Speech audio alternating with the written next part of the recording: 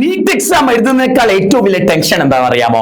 NEET exam എഴുതി വന്നിട്ട് കിട്ടിയ മാർക്ക് വെച്ച് നിങ്ങൾ യൂട്യൂബ് തുറന്ന് പല ചാനൽസിന്റെ എക്സ്പെക്റ്റഡ് കട്ട് ഓഫ് കണ്ടു നോക്കുമല്ലോ. മാറി മാറി മാറി കാണും. പ്രതീക്ഷ നമ്മുടെ സ്കോറിനോളം വരുന്നുണ്ടോ നോക്കാൻ. ഇതാണ് ഏറ്റവും വലിയ ടെൻഷൻ എന്ന് പറഞ്ഞാൽ. ഒരു 520 മാർക്കുള്ള ഒരു കുട്ടീനെ സംബന്ധിച്ച് ഒരു വീഡിയോ എടുക്കുന്നു. ആ വീഡിയോയിലെ കട്ട് ഓഫ് പറയുന്നത് 540 ടെൻഷനായി, ഒരു കൊല്ലം പോയി, ജീവിതം പോയി എന്നൊക്കെ ചിന്തിക്കുന്ന ഒരുപാട് കുട്ടികളുണ്ട്. നീറ്റ് എക്സാം എഴുതാൻ ഇത്ര ടെൻഷൻ ഇല്ല. ഈ വീഡിയോ കണ്ട് കട്ട് ഓഫ് നമ്മുടെ മാർക്കിനേക്കാൾ കൂടുതലാണെന്ന് അറിയുമ്പോൾ ടെൻഷൻ ഉണ്ടല്ലോ, അത് അതിനേക്കാൾ വലുതാ. മക്കളെ, എനിക്കൊരു കാര്യമേ പറയാനുള്ളൂ.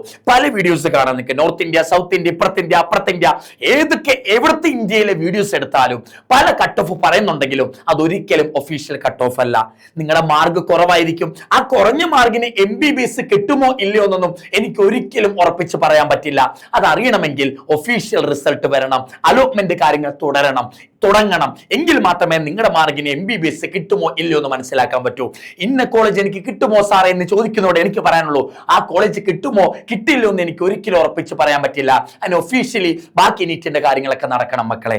അപ്പൊ ഇപ്പൊ ഞാൻ ഈ വീഡിയോ ചെയ്യുന്നുണ്ടെങ്കിൽ പോലും അത് മുൻകാലങ്ങളിലെ എന്റെ പരിചയം വെച്ച് ഞാൻ ചെയ്യുന്ന എക്സ്പെക്റ്റഡ് ആണ്, ഒരിക്കലും ഉറച്ചല്ല. റീനീറ്റിന്റെ കട്ട് ഓഫ് എന്നല്ല ഞാൻ പറഞ്ഞേക്കുന്നത്. റീനീറ്റിന്റെ പ്രതീക്ഷിക്കുന്ന കട്ട് ഓഫ് ഒരിക്കലും ശരിയാകണമെന്നില്ല. 100% ഒരിക്കലും ശരിയാണെന്ന് നിർബന്ധമില്ല ഞാൻ ഈ പറയുന്ന കട്ട് ഓഫ്. ഓക്കെ, അപ്പം പല വീഡിയോസ് പലത് 510, 520, 540, 550, 560 ഒക്കെ പറഞ്ഞ പല വീഡിയോസ് ഉണ്ട്. ഒരിക്കലും ആർക്കും ഒരു കാരണവശാലും ഉറപ്പിച്ച് പറയാൻ പറ്റില്ല നീറ്റിന്റെ കട്ട് ഓഫ്. ഒക്കെ പ്രതീക്ഷിക്കുന്ന കട്ട് ഓഫ് ആണ് മക്കളെ. റീനീറ്റിന്റെ കട്ട് ഓഫ് പ്രതീക്ഷിക്കുന്നതിന് മുമ്പ് കുറച്ച് കാര്യങ്ങൾ അറിയണം. ഫിസിക്സ് ടഫായിരുന്നു, 2025 ടഫായിരുന്നു. ഫിസിക്സ് ടഫായ കാരണം കട്ട് ഓഫ് കുറയാൻ ചാൻസ് ഉണ്ട്. Chemistry one of the best tough exam for re NEET. നീറ്റിന്റെ ചരിത്രത്തിലെ കെമിസ്ട്രി ടഫ് ആയിട്ടുള്ള എക്സാമുകളിൽ ഏറ്റവും നല്ല ടഫ് എക്സാം വന്നത് എവിടെ? റീനീറ്റിനായിരുന്നു. ഈ 2026 കെമിസ്ട്രി ടഫ് ആയത് കാരണം കട്ട് ഓഫ് കുറയും. ബയോളജി സിമ്പിൾ ആണ്. സിമ്പിൾ മാത്രമല്ല, കുറച്ച് വായിച്ചാൽ തന്നെ ഉത്തരം കിട്ടും. ലെസ് ലെങ്തി ആണ്. ആ ബയോളജി സിമ്പിൾ ആയ കാരണമോ കട്ട് ഓഫ് കൂടാൻ ചാൻസ് ഉണ്ട്. ഒരു മാസം നിങ്ങൾക്ക് സമയം കിട്ടി. ഈ ഒരു മാസം സമയം കിട്ടുമ്പോൾ 1.5 മാസത്തോളം സമയം കിട്ടി. ആ 1.5 മാസം സ്ട്രെസ് കാരണം ആദ്യത്തെ നീറ്റ് നല്ലപോലെ എഴുതിയെങ്കിലും രണ്ടാമത്തെ നീറ്റിൽ ഉഴപ്പിക്കളഞ്ഞ ആൾക്കാരുണ്ട്. അപ്പൊ എന്താ, സ്ട്രെസ് കാരണം പഠിക്കാതെ പോയ ആൾക്കാരുണ്ട്. അപ്പൊ അത് കാരണം കോമ്പറ്റീഷൻ കുറഞ്ഞിട്ടുണ്ട്. അപ്പൊ കട്ട് ഓഫ് കുറയാൻ ചാൻസ് ഉണ്ട്.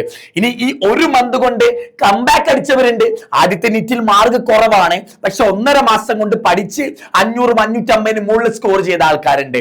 അങ്ങനെ കംബാക്ക് അടിച്ച ആൾക്കാരുടെ എണ്ണം കൂടുതലാണെങ്കിൽ കട്ട് ഓഫ് കൂടാൻ ചാൻസ് ഉണ്ട്. കംബാക്ക് അടിക്കാതെ സ്ട്രെസ് കാരണം ഒഴിഞ്ഞു പോയവരുണ്ടെങ്കിൽ നിങ്ങൾക്ക് എന്ത് ചെയ്യും? കട്ട് ഓഫ് കുറയും. തിരിച്ചു വന്നവരുണ്ടെങ്കിൽ കട്ട് ഓഫ് കൂടും മക്കളെ. ഇതൊക്കെയാണ് കട്ട് ഓഫിനെ ഡിപ്പെൻഡ് ചെയ്യുന്ന കാര്യങ്ങൾ. ഇതൊക്കെ വെച്ച് ഞാൻ മനസ്സിലാക്കിയത് ഈ വട്ടം ജനറൽ കാറ്റഗറി ഉള്ള ഒരാൾക്ക് 535 പ്ലസ് ഓർ മൈനസ് 10, 545 ആകാം, 25 ആകാം, ഈ റേഞ്ചിലായിരിക്കും വരിക.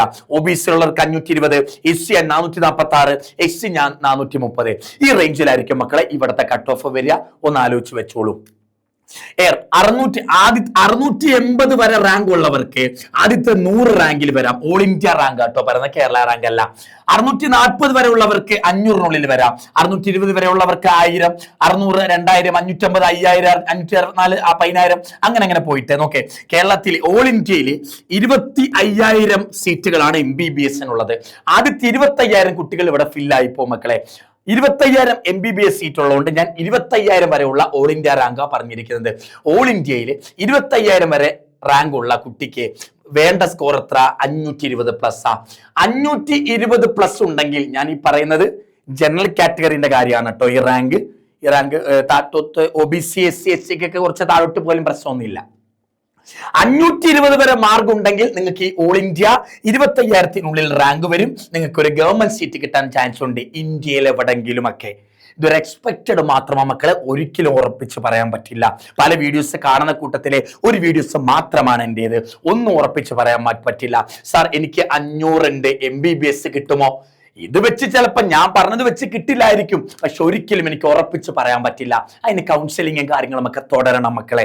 അപ്പൊ ഇത് വീഡിയോ കാണുക, ജസ്റ്റ് ഈ റേഞ്ച് ആണ് മനസ്സിലാക്കി വെക്കുക എന്നും പറഞ്ഞ് നിങ്ങളുടെ കുറവുള്ള മാർക്ക് വെച്ച് MBBS കിട്ടില്ല എന്ന് ഒരിക്കലും അഖിൽ സാറിന് ഉറപ്പിച്ച് പറയാൻ പറ്റില്ല. ഇത് വെച്ച് നിങ്ങളുടെ മാർക്ക് നിങ്ങളുടെ ഏത് കോളേജ് കിട്ടും, എവിടെ കിട്ടാൻ ചാൻസ് ഉണ്ടോ ഒന്ന് പ്രെഡിക്റ്റ് ചെയ്ത് വെക്കുക മക്കളെ. അത് മാത്രമേ ഈ വീഡിയോ കൊണ്ടൊക്കെ ഉപകാരമുള്ളൂ. ഒരിക്കലും ഉറപ്പിച്ച് പറയാൻ പറ്റില്ല. നിങ്ങളുടെ സ്കോറും കാര്യങ്ങളും ഒക്കെ ഒക്കെ ഒന്ന് കമന്റ് ചെയ്യുക. നമുക്ക് അത് വെച്ച് MBBS കിട്ടുമെന്ന് എനിക്ക് സമയം കിട്ടുന്ന പോലെ ഞാൻ കമന്റ് ചെയ്ത് റിപ്ലൈ തരാം കേട്ടോ മക്കളെ.